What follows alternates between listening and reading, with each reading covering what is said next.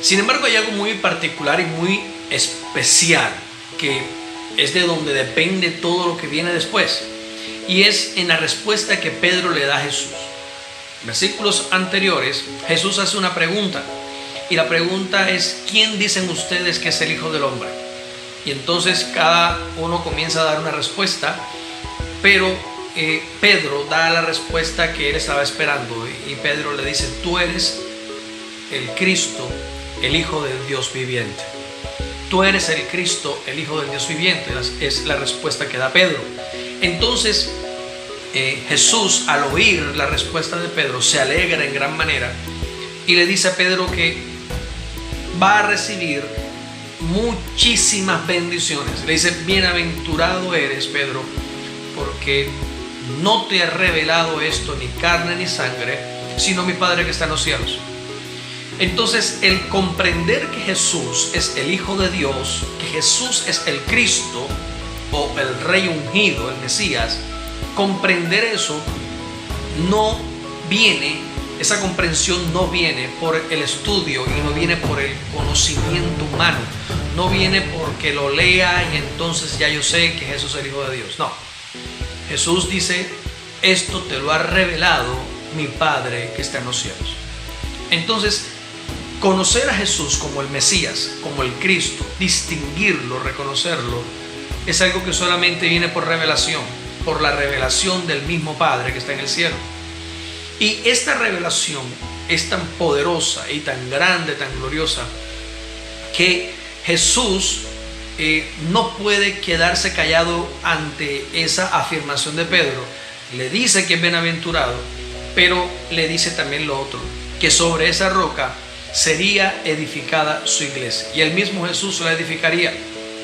Así que llegamos entonces a la característica siguiente. Característica número 3. La iglesia de Cristo se edifica sobre una roca. La iglesia de Cristo está edificada sobre una gran roca, gigante, que es capaz de cargar todo el edificio de su iglesia, completamente. Nada queda por fuera. Esa roca es Cristo Jesús. La roca sobre la que la iglesia está edificada es la revelación de que Jesús es el Mesías y Él es el Cristo, el Hijo de Dios. En el video número 14 de esta secuencia, de esta serie de enseñanzas, comenzaré a explicar todo acerca de la roca. ¿Por qué la roca sobre la que la iglesia es edificada es tan importante? ¿Quién es esa roca? ¿Qué significa la roca? Suscríbete si no te has suscrito todavía al canal, suscríbete y activa las notificaciones para que tengas toda la secuencia de las enseñanzas de este material de discipulado. Video número 14 comenzaremos a estudiar y aprender acerca de la roca, así que no te lo pierdas. Característica número 4. La iglesia de Cristo es una iglesia vencedora. Es una iglesia que siempre va a la vanguardia, es una iglesia de avance, es una iglesia de crecimiento, es una iglesia próspera. Es una iglesia que no será jamás destruida. El Señor Jesús dice en Mateo capítulo 16, verso 18, dice: las puertas del Hades no prevalecerán contra ella. Las puertas del Hades no prevalecerán contra ella. ¿Contra quién no va a prevalecer el Hades? O las puertas del Hades, o la autoridad del Hades. El Hades es la muerte. ¿Contra quién? Contra la iglesia de Cristo. Pero recuerda que la iglesia de Cristo no es una denominación, la iglesia de Cristo no es un concilio, la iglesia de Cristo no es el edificio donde te reúnes, la iglesia de Cristo no es la fe que profesas. La iglesia de Cristo son las personas que creen en Él, las personas que creen en Cristo, las personas que tienen a un único dueño, un único Señor y Salvador, que es Jesús, las personas que se han dejado edificar de Jesús y las personas que tienen su fe puesta en la revelación, en esa gran roca que Jesús dijo que sobre ella sería edificada. Para poder ser una iglesia vencedora, entonces debes estar edificado por Jesús sobre la roca inconmovible. Característica número 5.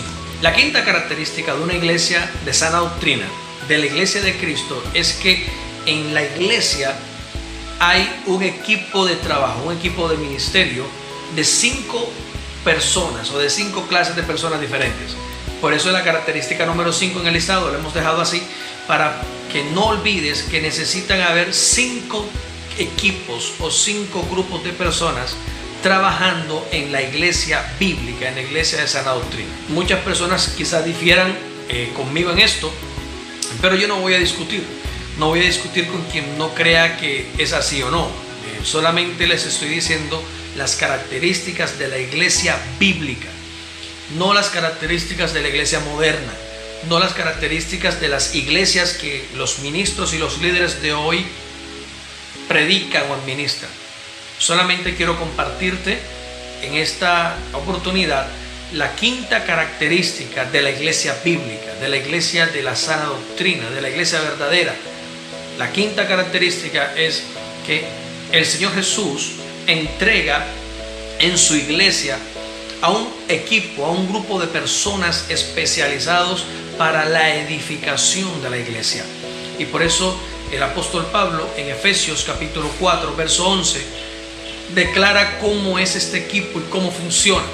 Así que yo te invito a que leas conmigo Efesios capítulo 4, verso 11, por favor, léelo conmigo y vamos a mirar cuáles son este grupo de personas que hace parte de la iglesia de Cristo, de la iglesia bíblica, y que son imprescindibles, sí o sí, deben estar en la iglesia para que yo entienda que es una congregación, es un lugar donde se predica la verdad y donde se predica la sana doctrina.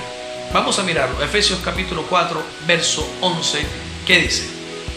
Leo para ustedes, dice la escritura, y él dio a unos apóstoles, a otros profetas, a otros evangelistas, a otros pastores y maestros, con miras al equipamiento de los santos para la obra del servicio, para la edificación del cuerpo de Cristo. Este equipo de personas que el apóstol Pablo, o que la Biblia detalla con un listado maravilloso de 5 personas. La primera, cuando me refiero a personas, no estoy diciendo a individuos en particular, sino a un equipo de trabajo. Pueden ser 10, 20, 30 personas en cada grupo, en cada equipo, no interesa, no importa, pero sí tienen que estar presentes en la congregación, tienen que estar presentes en la iglesia, porque si no están, entonces no es la iglesia de Cristo. Primer grupo, apóstoles. Segundo grupo, profetas. Tercer grupo, evangelistas. Cuarto grupo, pastores. Y grupo número 5 o quinto grupo, maestros. Estos 5 grupos de personas hacen parte del equipo de trabajo que Jesús regaló a la iglesia para que le sirvan a la congregación, para que le sirvan a la iglesia.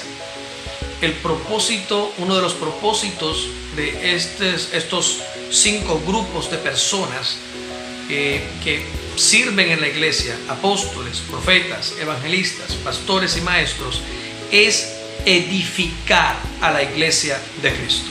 Así que cuando Jesús dice, sobre esta roca edificaré mi iglesia, entendemos que Jesús es quien edifica a la iglesia que le pertenece por medio de su espíritu, pero usa a hombres y mujeres en la tierra para que esa edificación suceda.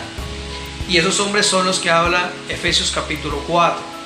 Apóstoles, profetas, evangelistas, pastores y maestros.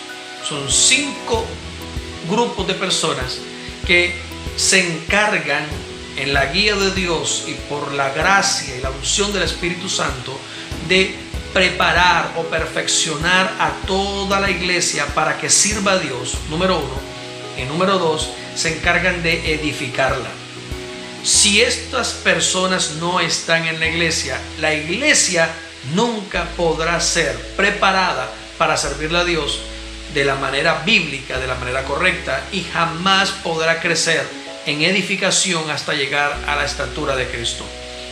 Esto lo detallaremos más adelante, pero hoy solamente quiero compartirte esta quinta característica de que la iglesia de Jesús, la iglesia de Cristo, tiene un equipo de servicio ministerial conformado por 5 partes o 5 grupos de personas: apóstoles, profetas, evangelistas, pastores y maestros. Estas 5 personas o estos 5 grupos de personas que sirven en la iglesia de Cristo, en la iglesia bíblica, entre todos 5 constituyen la gracia de Jesús plena, la plenitud de la gracia de Jesús en la iglesia. Si falta una de esa gracia o 2 de esas gracias, de esas partes de la gracia de Cristo, la iglesia nunca estará completa, nunca alcanzará la plenitud, nunca alcanzará la perfección y nunca alcanzará el crecimiento y la edificación que la Biblia dice que debe alcanzar. Hoy por hoy la mayoría de las congregaciones cristianas están constituidas por pastores. Algunas tienen pastores y evangelistas. Y está bien, el pastor es una parte de la gracia. Los evangelistas son otra parte de la gracia. Pero no es toda la gracia completa. Tratando de comprender un poco mejor esto, entendámoslo así. Jesús, estando en vida aquí en la tierra como hombre, Él tenía toda la gracia sobre Él.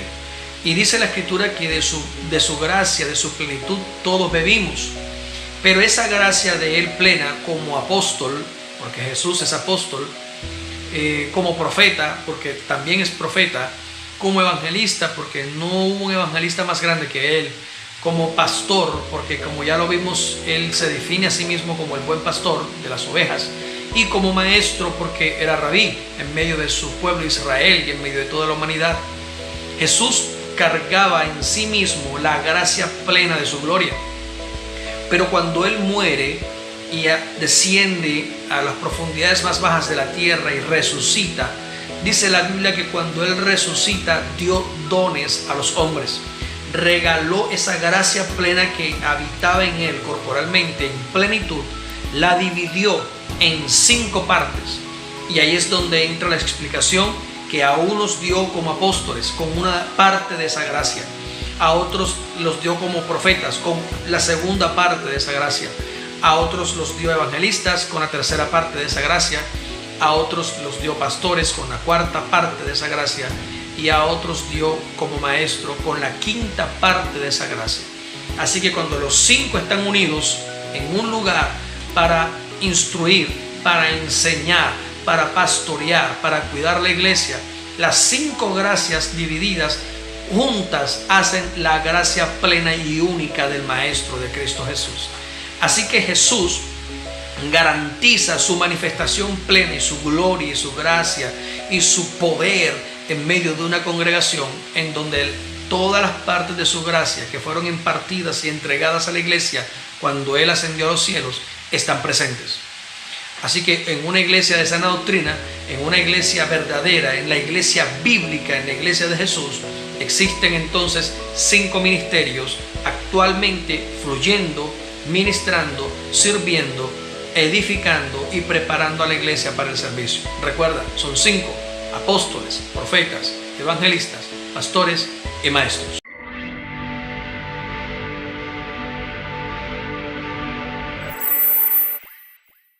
Sanidades, hay dones de lenguas, las personas hablan en otros idiomas, en otras lenguas, hay manifestación de poder de Dios, hay manifestaciones sobrenaturales.